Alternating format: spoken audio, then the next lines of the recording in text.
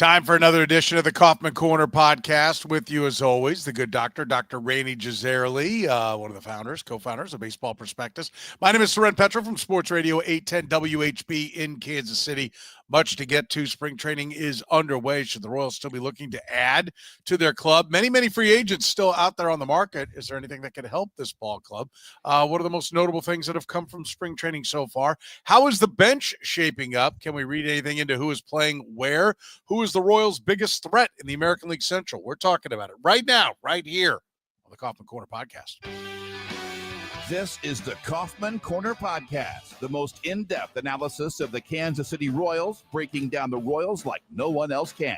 Kaufman Corner is hosted by Rany Jazayerli and Soren Petro. Rany is a co-founder of Baseball Prospectus, author of Rany on the Royals, and former columnist for Grantland, The Ringer, and The Athletic. Soren is the award-winning afternoon drive host of the program on Sports Radio 810 WHB in Kansas City. Kaufman Corner is proudly brought to you by Gann Asphalt and Concrete, Kansas City's nationally recognized full-service paving and pavement maintenance contractor, making parking lot problems disappear in Kansas City since 1994. Free consultations, no commissions, in-house crews, and every project comes with a written warranty. Find them online at GannAsphalt.com or call 816-484-3338. Gann Asphalt and Concrete, one contractor, all things parking lot. Now, here are your hosts, Rany Jazayerli and Soren Petro.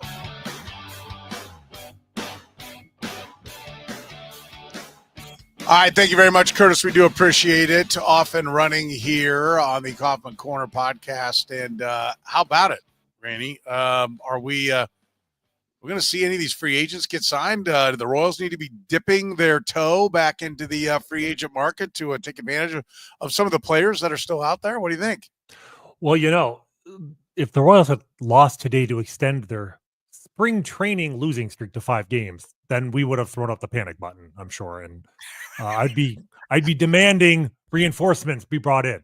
But Are you just going to let this season slip away? Is that what's going on here? I can just hear it. Yeah. You can't afford to lose the pennant in March, Soren. That everybody knows that rule. That's right. That's right. No, it's March. It's not even mid-March. It's March 2nd. I have seen nothing in spring training to make me worried about the roster above and beyond our worries from 2 weeks ago, which is that they still are kind of weak in the outfield. But at the moment, at least, I think there's no reason for them to dip into the free agent market unless they can get a real bargain. I think that the question though comes down to the big positional sort of showdown that they had when spring training opened, which is still an open question, which is who's playing second, who's playing left, and I think we can throw who's playing third into the equation, right? Yeah, and if they don't like answers, can we throw in who's playing center field? I mean, in a way, yes. I think at least against lefties, for sure. Yes, that's part of it, and we'll get into that as well. But I think if they decide they don't like the answers to that question, there is a left fielder out there, at least one we've talked about before in Verdugo, who they could go and sign if it allows them to potentially move Jonathan India away from left field and have him play third base, or have, if they want, Michael Garcia in center field. I mean, these are all things that are sort of in the ether, but I still think their default position, their hope at this point, is still that Michael Garcia hits enough to deserve to play every day, in which case he's probably best off at third, and that Jonathan India shows he can probably play left field. So I think it's still a backup plan, but if the longer Verdugo is out there remaining unsigned, and the lower his price drops, then the more that becomes a possibility, I think. Yeah, and I think we'll get into some of the pitching battles that are going on right now, and who may have the front. I do love the Cole Reagans. How concerned should we be? We can touch on that. I mean, like, we all know it's spring training, and you don't want to get edgy, but like, it's still, you'd rather, like, Chris Bubich makes me feel better, right? Because he's throwing well, and even the one run we know was a sun ball to India. So like, okay, good. I feel good. Like, I definitely I agree. There's no reason to panic and worry about Cole Reagans, but I still like it a lot better when they're throwing BBs. It doesn't mean anything, but it just makes me feel better. But there is a lot out there, and this is becoming more and more the norm. I mean, I think that's one of the things, and we will talk a lot about maybe some of the what it looks like things are shaping up as early here in spring training. But this is becoming the norm, right, Randy? Like we're seeing a lot of talent, usually older talent, right? Although Alex Verdugo is south side of 30. I mean, he's under Right. 30 at this point. I think he's 28 and change, isn't he? We bring him up 28.8, it says here on this one. So, he'll turn 29 in the season. But this is becoming more the norm. You got to kind of plan this way, right? If you're going to be ahead of the game, you've got a budget for the fact that there is veteran talent that may be stuck taking 1-year deals that seems to be available going, at this point in every spring training. Yes, no, absolutely. This used to happen occasionally with, some player. Usually it would actually be a superstar who was, kind of trying to wait out the market and, wait for an owner to cave and give him the mega deal and was willing to push things into February, March, because everybody knew, he'd be ready for for opening day, even if he didn't sign till, middle of the season, middle of March. But more and more as teams have learned, they have the leverage when it comes to that mid range of free agents. The guys who, you'd like to have on your team, but you don't need to have on your team. And as teams have become a lot more savvy about negotiating with those guys and willing to walk away, you find more and more players in that mid range of talent that are still out there when spring training camps open into March. And usually they end up signing for a lot less than certainly than they had hoped for. Otherwise, they wouldn't have been out there that long. But a lot less than the market would have expected when free agency opened. And so, if you, like you said, a team that's savvy has to prepare for the fact that there will probably be some players out there at a substantial discount, not difference makers, but guys who can fill holes, guys who can be nice bench pieces, etc. This late in the game. I'm sure the Royals have the money for it because, again, these guys are not going to sign for a ton of money. It's more, do you have the roster space? And so having a little bit of flexibility to have one roster spot open and then, there's somebody on, who's still a free agent who fits that role nicely. We'll take 1 year and $2 million or whatever.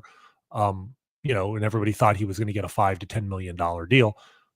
It's nice to have that kind of flexibility. And I think the Royals, they don't need that guy, but if they decide they don't like their current arrangement at those three positions or in center field, like you said, it's nice for them to know that there is an alternative option to go outside the organization entirely without having to break the bank for it. Yeah. I like, is this a sign of the analytics? Like most of these guys are older guys, right? And there's like not the, upside at all.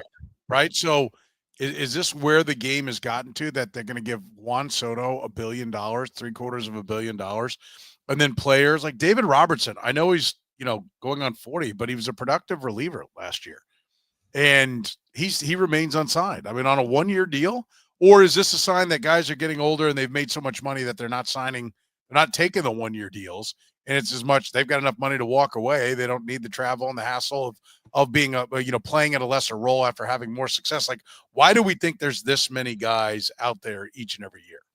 Well, I mean, it's for Robertson, it's he can afford to be picky, but like you said, Verdugo is 28 years old, career earnings of 19 million. It's not bad, but I don't think he's out there because he's not sure he wants to play anymore, right? This, to me, this absolutely is a case of the analytics, burrowing its way into the sport, dramatically impacting the way teams value types of players. Because we were saying this 20, 25 years ago, that you almost never see a top of the market deal go bad. Even the ones that people would like whine about because, how could anybody be worth that kind of money? I remember when Barry Bonds left the Pirates to go to the Giants in 92. It was 6 years and 43 million, 7.2 million a year, 30 plus years ago, right? That's like 40 million a year today. And mainstream media was bemoaning the death of the sport. How could any team? Barry Bonds was the best player in baseball, and he would be the best player in baseball for the entire contract. The Alex Rodriguez deal, $25 million a year. Some people still point to that just reflexively and say, "Oh, that was a terrible deal." He was by wins above replacement. He was almost a 9-win player every year he was in Texas. They traded him because the rest of the team sucked and they wanted to go a different way. But the point is, it's not the Juan Soto deals that kill you. It's the Chan Ho Park signing the same year that they signed Alex Rodriguez that killed them. Darren Dreifert, if you remember Darren Dreifert, signing the years and $55 million. Love Darren Dreifert. Yeah, we loved him as a Wichita State guy. When he could play. Right. Well, exactly. But like the warning signs were there, and you give half as much money to that guy as you do the superstar, and then the superstar remains a superstar, and then the half superstar can't even take the field 2 years later.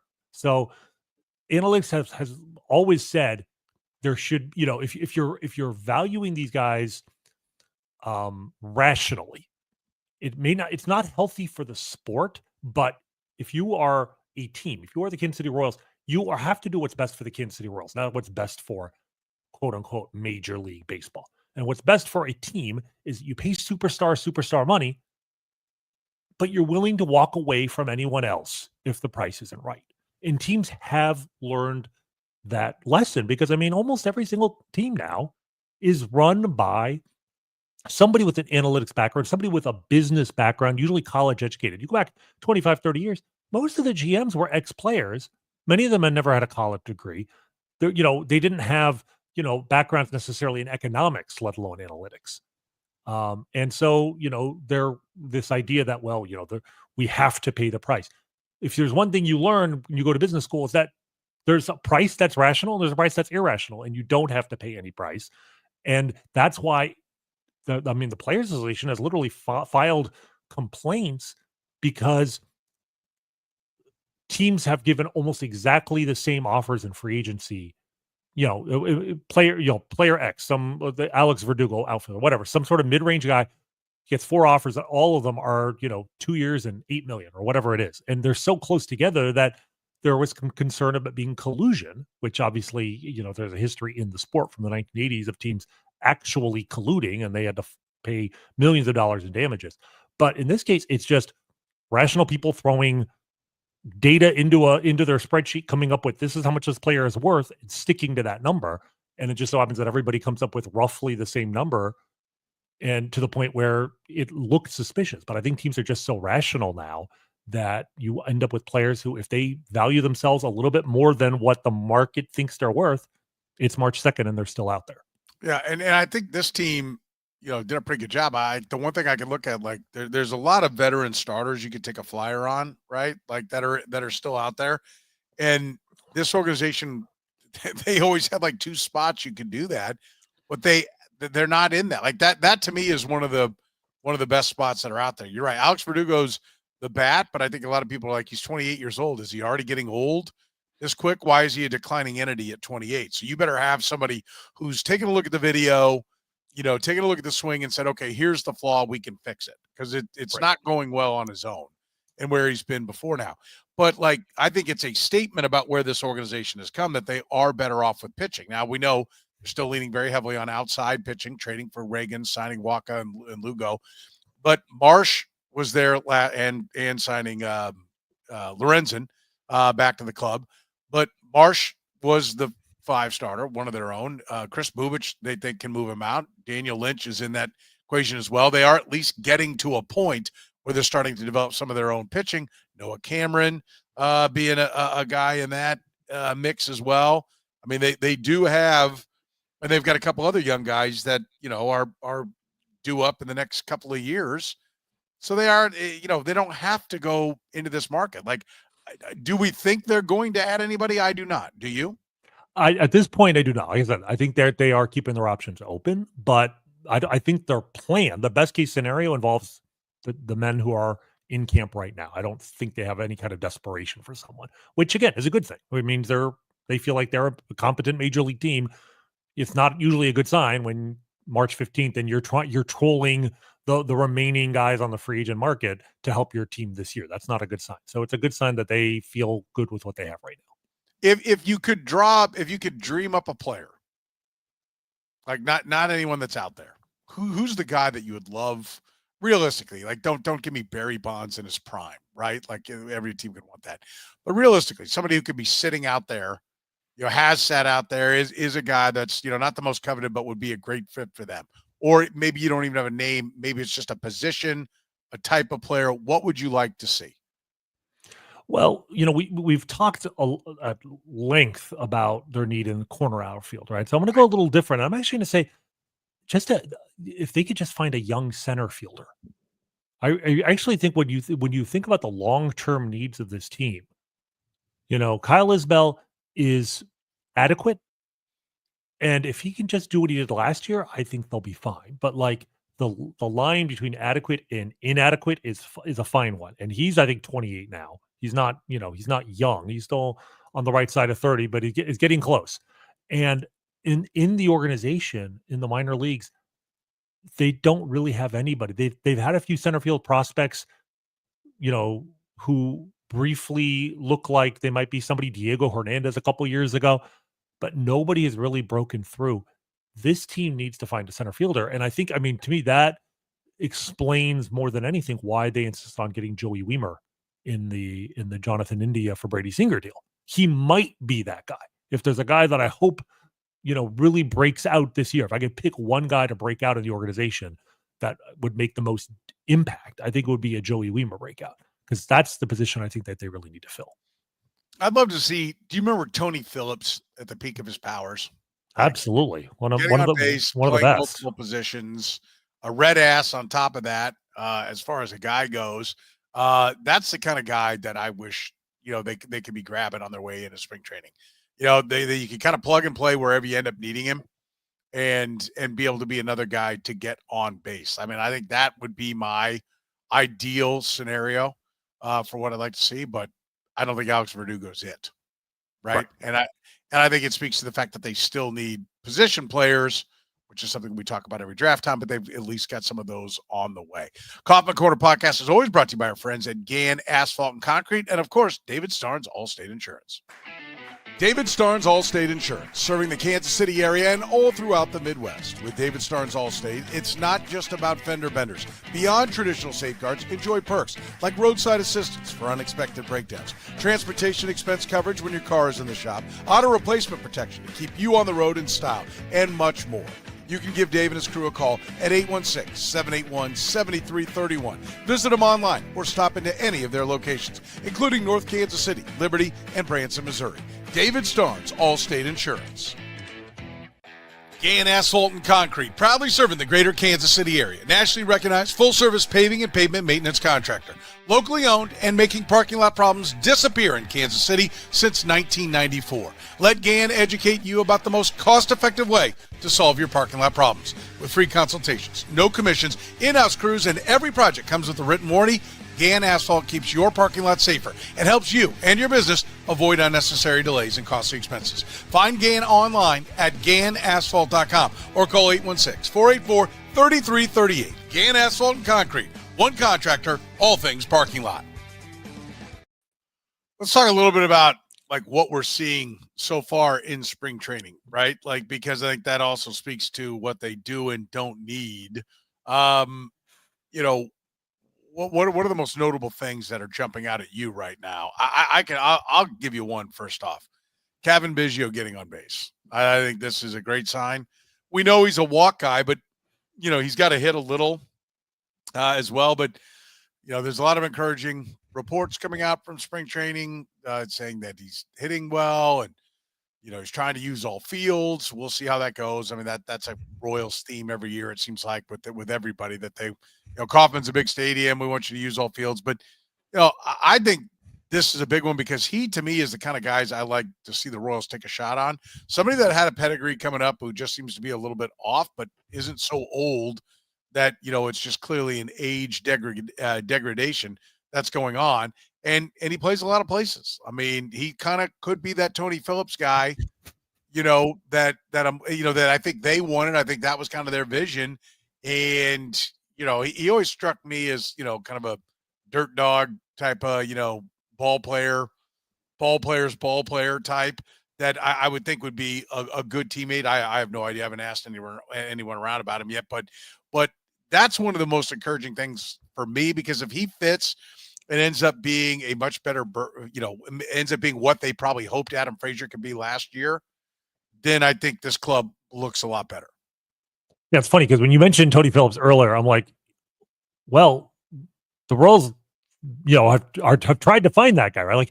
Like you're not getting Tony Phillips in the free agent market because Tony Phillips was a star, and what made him so appealing back in the day was that back then he was still underrated. But he wasn't valued back then. Exactly. Like he wasn't exactly. Now he'd be a $20-25 million a year player, right? To me, a guy who gets on base that much with that much defensive versatility, you know what might be the closest comp to that in 21st century is Ben Zobrist, right? And think about how much the Royals gave up to get him and how valuable he was and how much money he got from the Cubs. So, and put that guy in 2025, $25 million a year. So, if you're trying to find a Tony Phillips type, you'll get lucky and find Tony Phillips before he's Tony Phillips. Kevin Biggio is kind of, certainly, resembles the mold at least, right? He's on-base guy, has played infield and outfield, left-handed. So, he has the platoon advantage. Phillips was a switch hitter, which was even cooler. But, I always like to have a left-handed hitter playing the middle infield because those are hard to find. And, at the very least, what he's done so far in spring training, it's good to see. Like, it's not like the Royals have already beaten the plate discipline out of him, right? Like, the Royals will get a guy and then, he stops walking. It's just, it can be maddening. He drew his fourth walk today in spring training I think he's up to like 15 plate appearances. So he's getting on base. He's played second base twice, first base twice, third base once. He hasn't played the outfield yet. But certainly doing what he needs to do to earn a job on the bench. The intriguing part is that if he doesn't make the team, it's because his primary competition is probably Nick Lofton.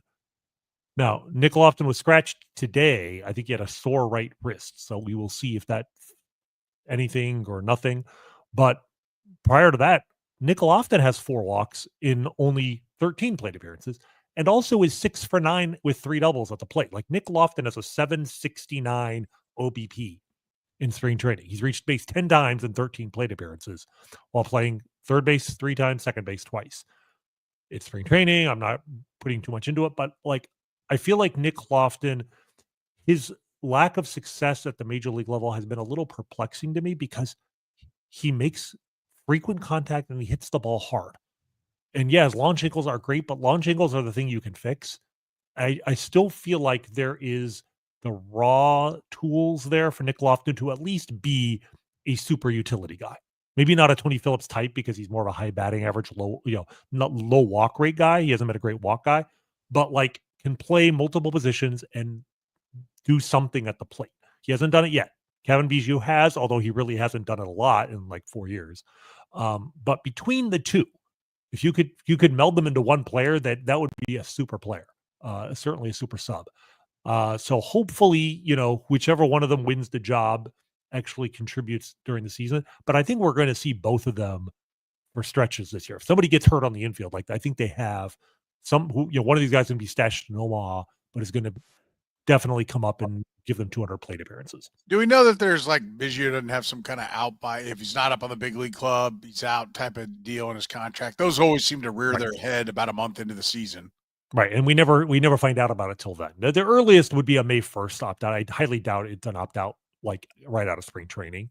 But usually by May 1st, you'll start to hear rumblings if that's in his contract and he's not up. And I think the MO would be for the veteran Biggio to make the club, Lofton to go down. And hey, if you hit, you'll come back up. Somebody's going to get hurt. And you'll be the guy we call when they do. That's usually the way it works. But I think from a bench standpoint, though, Biggio, if he's going to be as good as he's been right now, things are working out the way they want them to work out. Right, the team starts to fit together and you can see where it all goes if you think you've got figured out the infield. Now, we know they're going to have players there. The good news is it's not like they can't figure anybody out, but you want to take a shot at where everybody's fitting right now? Maikel Garcia is playing center. Lately, Jonathan India has been playing third after his stint in left field. Michael Massey's been, I love the Michael Garcia center and Michael Massey in left field. A couple of guys looking over each other going, I know you. I've seen you around. this is familiar-ish. You look smaller way over there, but what do you think is in their head right now? Well, the first thing, this is the part of the show I always dread, which is the part of the show where I have to admit that you are right. Because you said Michael Garcia would make have the skill set for center field, and sure enough, he's playing center field at least part of the time. I still Did it hurt? think By the way, did that hurt, or did you it throw did. up in your mouth a little bit to It say did. that I might have got Yeah, something right? yeah. It definitely hurt. I'm still choking on my phlegm. Okay. But I still think the plan is if he hits, like if he, the key determinant of his future is not his glove, it's going to be his bat. If he hits enough to play every day, then I think that they still would rather him play one position, and that position, the position that fits best is third base. If he, and this is why spring training This is is important. Garcia, you're saying. Garcia, right. And he's off to a pretty decent start in spring training. He was 4 for 14 coming into today. I think he went 1 for 4 today.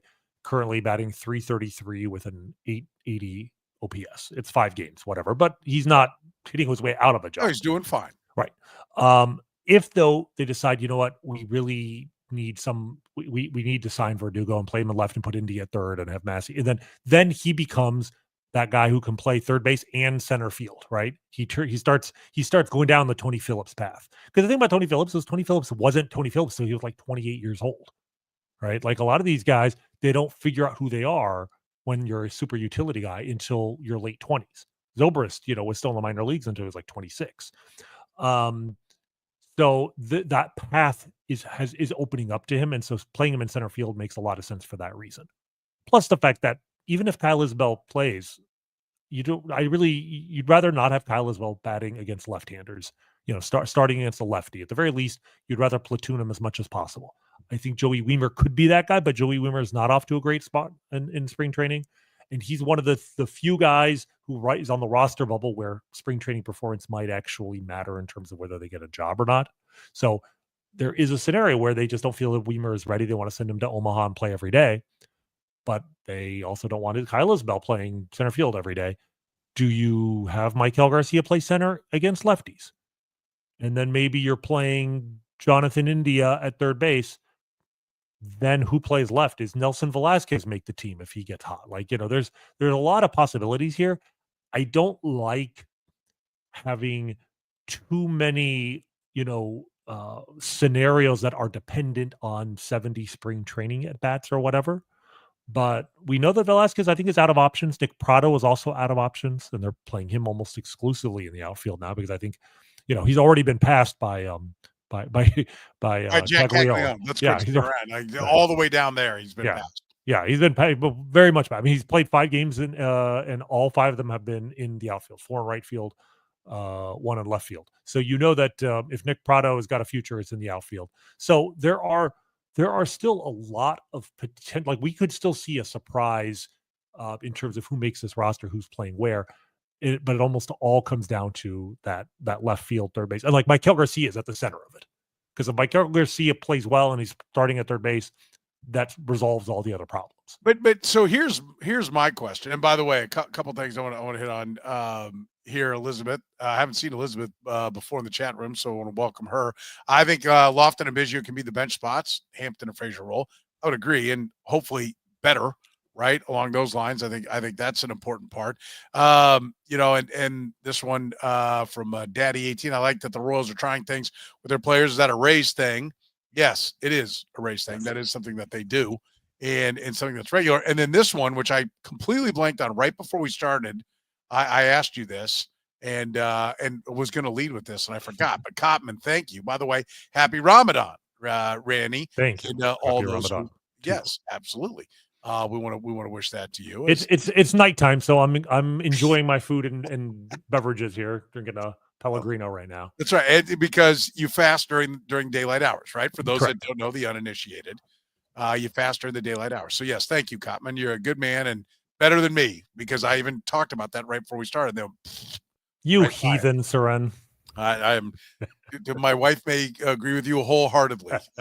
Trust me, there was plans for mass at 5 tonight. I did not make them. Okay, so there you go. Yeah, well said. Well put.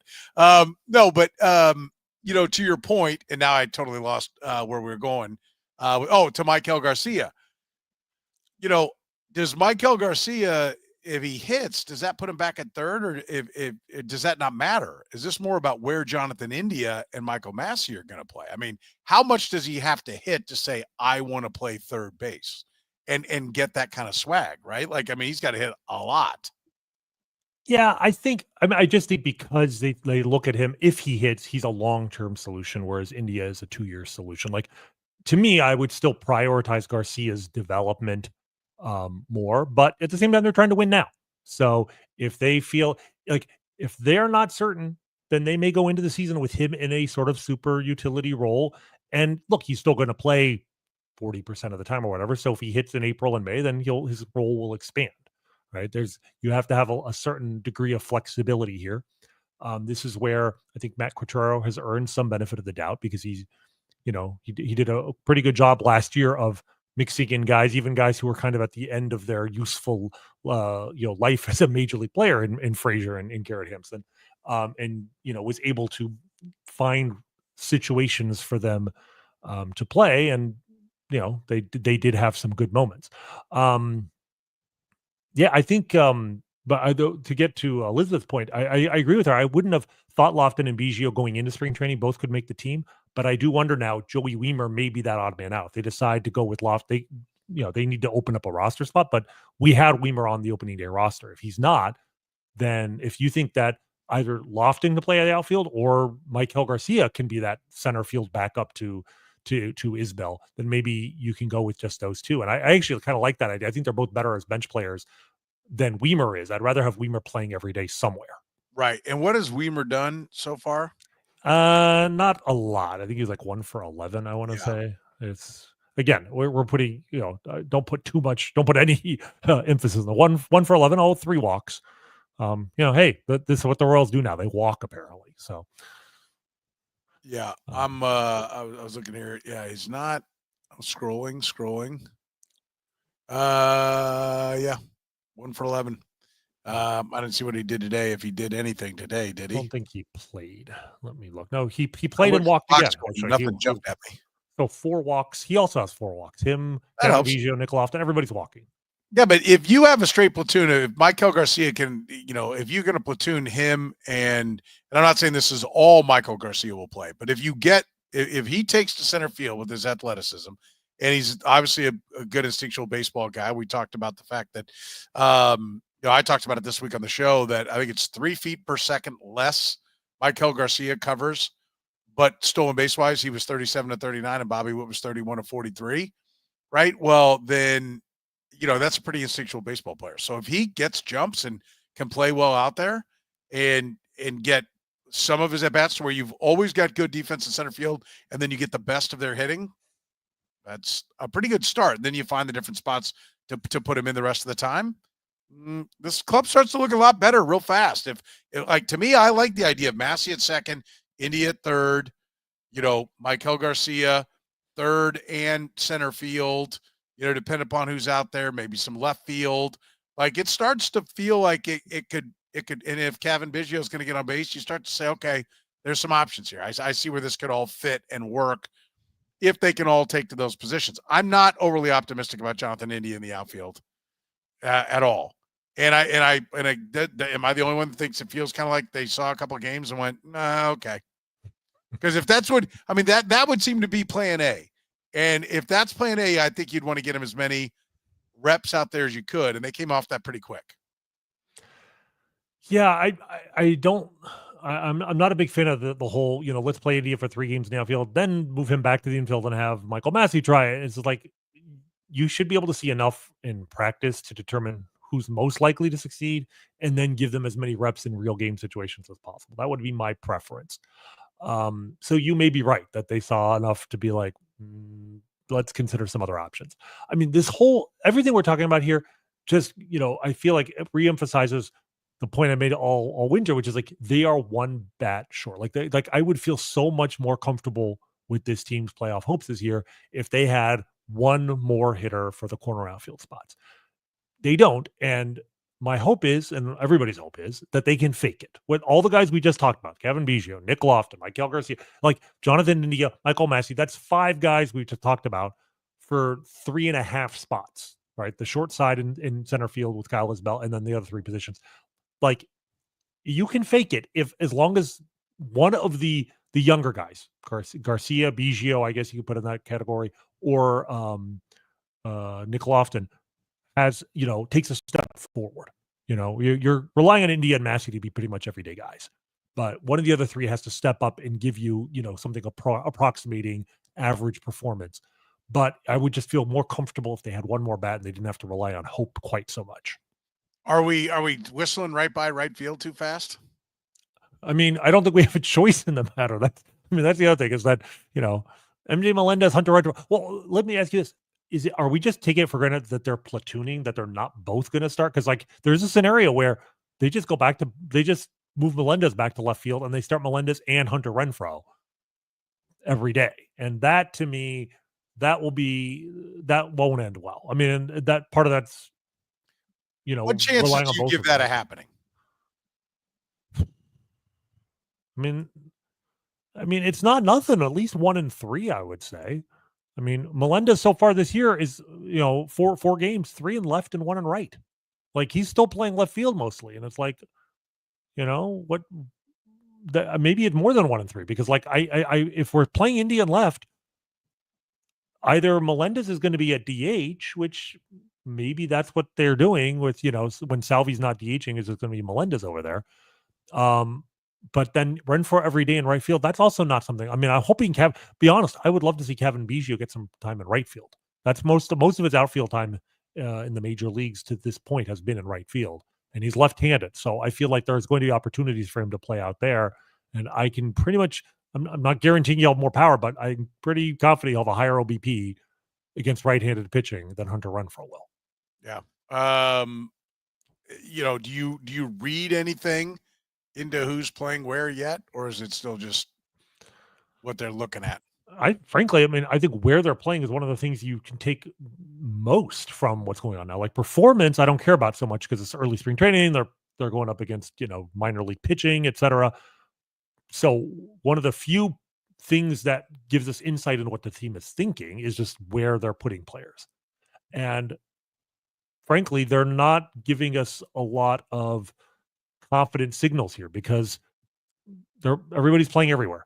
And the one thing I'm pretty comfortable with saying is that I think Michael Massey still is the lead candidate for second base. He has played some left field, but they're playing a lot of 3 games in left field. Yeah, but they're playing a lot of people in left field and they want to try it out. But he's not playing third. I guess my point is if Maikel Garcia is not your starting third baseman, it's almost certainly Jonathan India. I don't think they're trying Massey over there. I feel like if they're going to move Massey, it's going to be to the outfield. But I still feel like he's the candidate most likely to play second. But beyond that, it's all kind of wide open right now. Yeah. No, I would agree. I mean, I don't think there's too much to see right there. But I'll be interested when we come down to the last 2 weeks. Do we settle in? Right?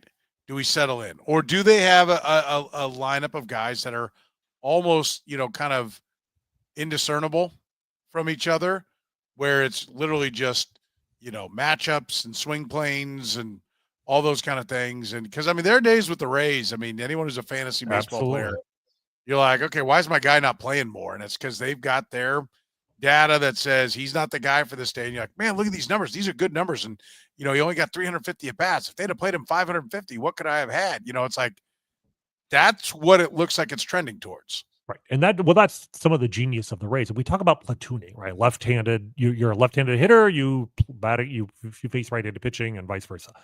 There are much more sophisticated ways to quote unquote platoon players. Platooning is just a baseball specific term for putting players in situations where they're likely to perform their best.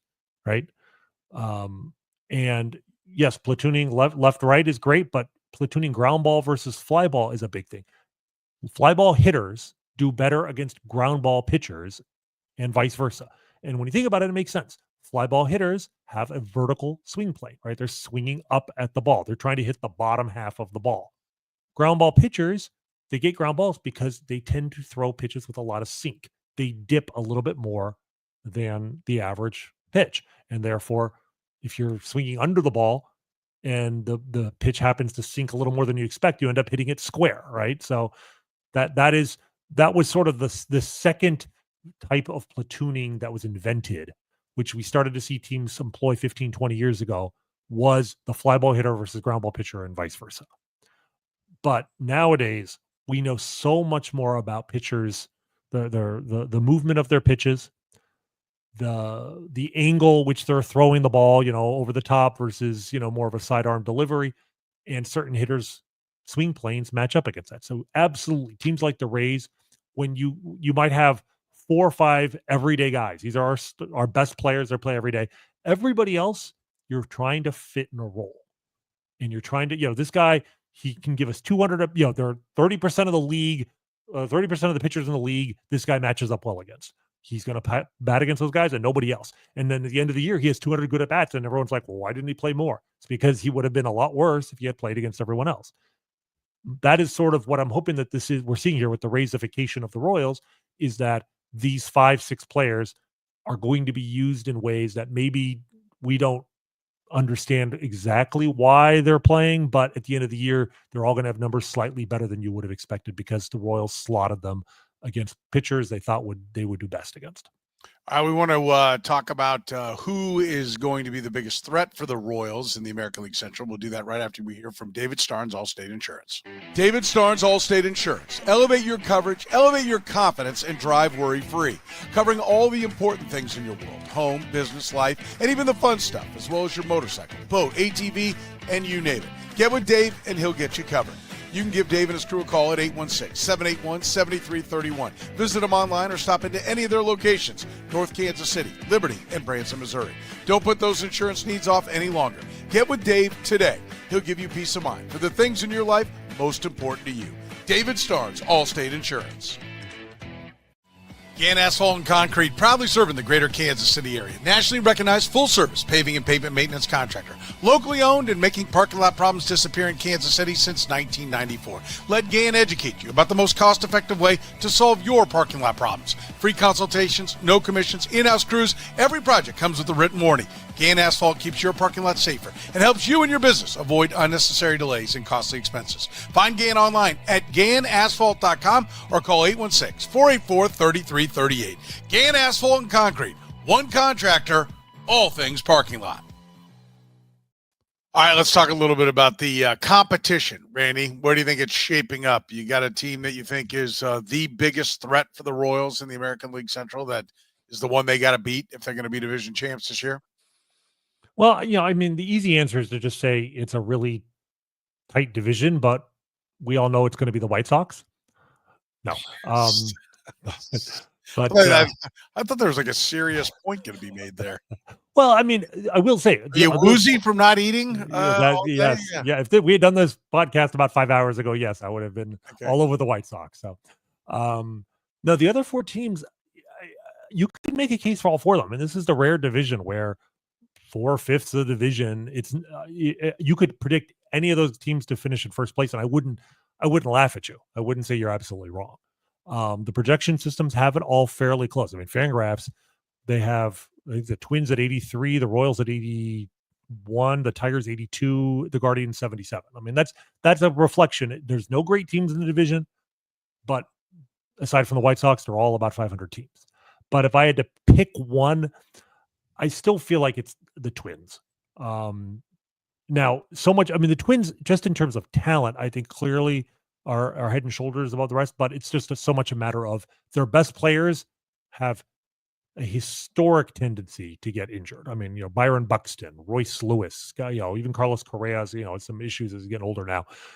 Like, those guys are stars when healthy.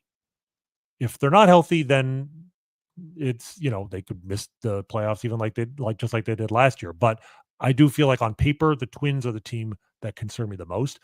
But even them, I think the highest projection I've seen for them is like 86, 87 wins. Like, this is the division to be in. not because it's a terrible division, but because there's just no great team. And if the Royals win 86 games like they did last year, I think they'll probably be closer to first place, if not in first place, than they were last year. Right? What the Guardians? The Guardians won like 90, 91 last year. I don't know if we're going to have a team in the division. They won 92. I don't know if we're going to have a team in the division get to 92 wins this year. The betting market, Twins plus 210 are the favorite. Tigers plus 250, Royals plus 280, Guardians plus 310. They're reflecting what you just said. But that wasn't the case. The Royals were fourth in the offseason, right? And so I'm curious your thoughts on why, normally even when in 14 and 15 when they were winning, and then they are a little bit more traditionally built now with better starting pitching, right? So that's going to be the easy answer for part of it. But the Pacodas and the Fangraphs and none of the projections ever liked them. They were always far exceeding their projections. Now the projections are saying, they're pretty good. Or do they, because they grossly exceeded last year's projections. Is it, if they're right here in the middle of it all, should we expect them to run away and hide? Because if they exceed the projections like they did last year, if there's a flaw, there was clearly a flaw in 14 and 15 in what they thought of those teams, or they just were amazingly lucky. Well, right? so there was a flaw. There was some luck for sure. Those teams won more games than you would expect from the runs scored runs allowed. But the reason for that, which is the stuff that projection systems have so much trouble with, was the bullpen was the best part of the team. We're talking about historically good bullpens. There's a reason, like, for instance, this year, I said the Guardians are predicted to win 77 games by Fangraphs. Baseball Prospectus has them at 79.5. This is a team that won 92 games last year. Why are they predicted to be under 500? The Guardians last year, their top four relievers combined, I think, for a 140 ERA. Absurd. It's like maybe the best bullpen since those 2014, 2015 Royals. Like, and phenomenal bullpen. It's very difficult to predict a team will have a bullpen that good, and when they do, like the 2014 Royals, it's very, very unlikely for them to repeat it the following year. And that's what made the Royals, was that they did it really 3 years. I mean, they had a great bullpen in 2013, and then got even better the next 2 years. This year's team, like you said, it's not built around the bullpen nearly so much. Right? They did add Estevez, but like this is a team with a much better rotation last year than they ever had in 2014 or 2015. And the offense is comparable. The bullpen is weaker. So I think that's why the projection systems actually have more confidence in this team than they did 10 years ago, 12 years ago. But having said that, they're still projected to be around 500, which I mean is good because a 4 or 5 win over expectation, that happens all the time. They don't need a historic over projection like last year. They just need 4 or 5 wins, 2 or 3 wins, and then in July they can go out and add some talent at the deadline or whatever. What was their projected number last year? I mean, they're coming off a 56 win season, so I want to see it was like 69 or 70. So in the 60 depends on the system. I think the highest I saw was 73, and we were kind of, both of us were kind of like, that seems quite actually reasonable for a team coming off 106 losses. That doesn't seem so bad. And since sports betting was legalized here in Kansas, it's the biggest bet I've made was the Royals over. Now, I didn't think they were going to knock it down at like the end of August or whenever they did, but I felt pretty good that they would get over it. And I don't even remember what it was. I want to say 71.5, maybe. No, it wouldn't have been that high, would it? I think I think it was like 67.5 or something like that. I feel like it might have been in the put it up there. Somebody remembers what it was. Somebody put it up in the chat room. By the way, if you're catching us via the podcast, you can be a part of the conversation like the folks in the chat room right now. If you catch us live when we stream Sunday nights at 9 p.m., but it was in the 60s somewhere. I feel like it might have been. Oh, Dave here says 67.5. Dave says. Yeah. All right. Well, he forgot I'm going to assume he meant. Yeah, there he goes. He quickly corrected it. It's 675. Like, I don't remember it being that high, but yeah, 67.5. So, like, I don't think they're going to exceed it by 20 this year. That'd be a hell of a year if they do. But yeah, I mean, I do think the over is not a bad play this time. It's not what it was last year. That's where you get the value, or the extremes. Somebody's up there in the 90s, you take the under, or you get the over on somebody in the 60s. That's where you can get easy wins. I think a lot of times in there. Right. Well, I think the big picture here, though, is just kind of the vibe of the team. The fact that they're projections are even higher than they were, in 2014, 2015. The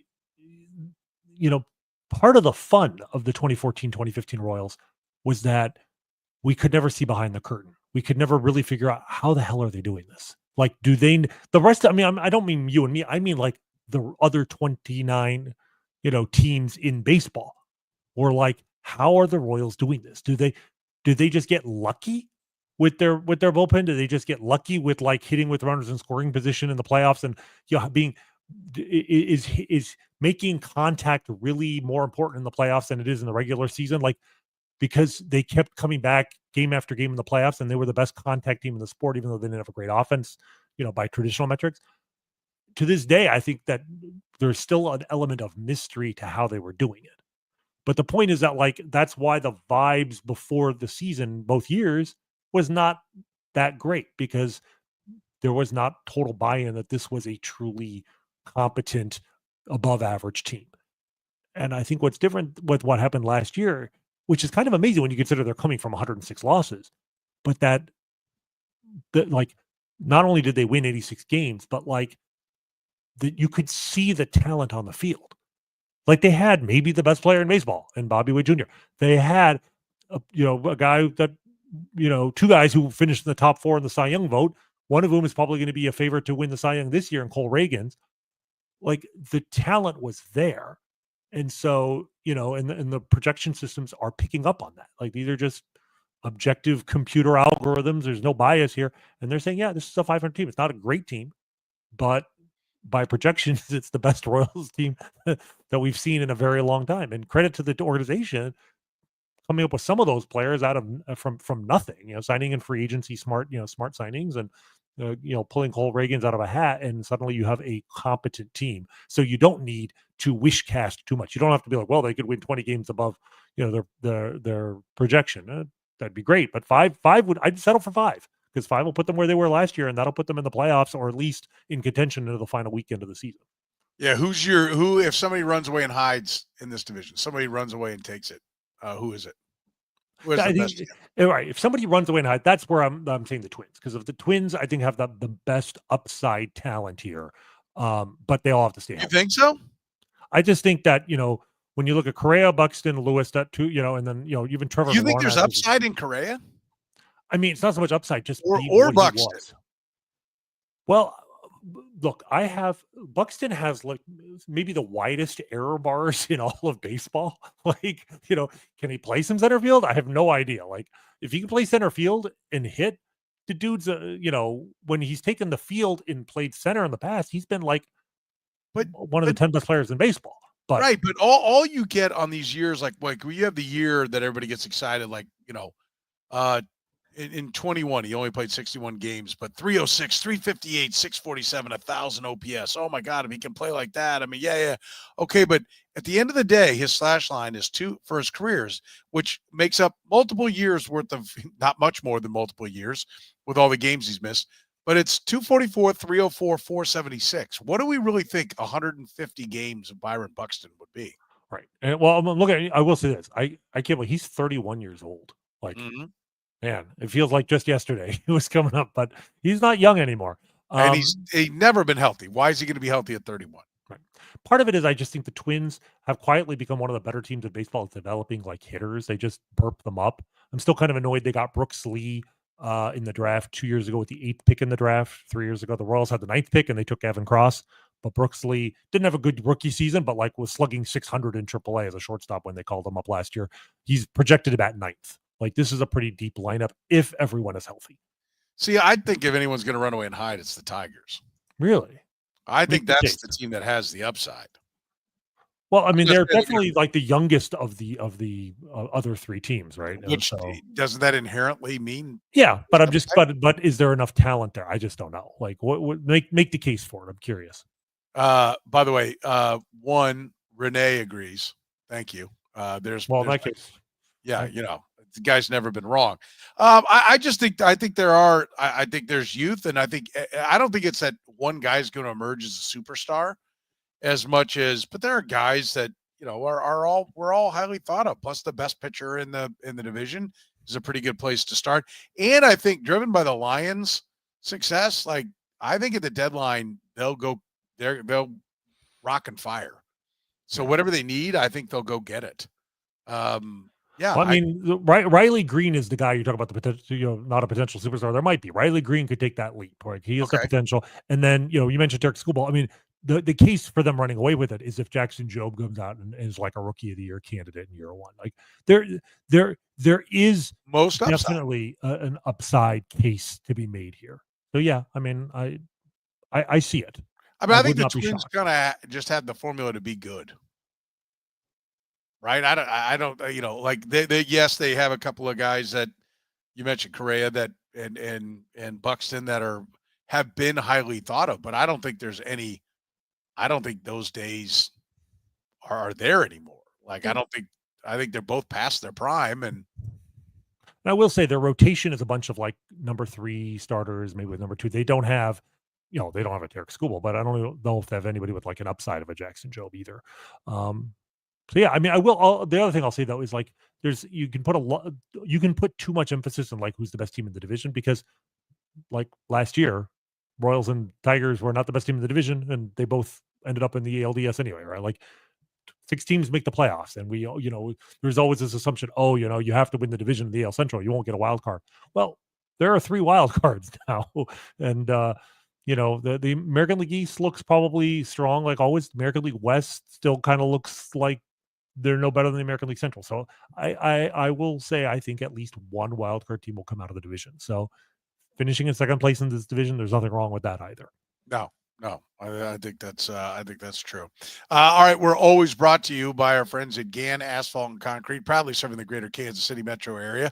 You can find them online at GannAsphalt.com. One contractor, all things parking lot, and we welcome tonight David Starnes Allstate Insurance. They too serve the greater Kansas City area and all throughout the Midwest. David Starnes Allstate Insurance, not just about fender benders, but beyond traditional safeguards. You can enjoy perks like roadside assistance for unexpected breakdowns, transportation expense coverage when your car is in the shop, auto replacement protection to keep you on the road in style, and much, much more. You can give Dave and his crew a call at 816-781-7331. Visit them online or stop by to any of their local locations, including North Kansas City, Liberty, and Branson, Missouri. It's David Starnes Allstate Insurance. We'll be back talking more spring training baseball next Sunday. For Rany Jazayerli, I'm Soren Petro saying thank you very much for joining us here on Kaufman Corner.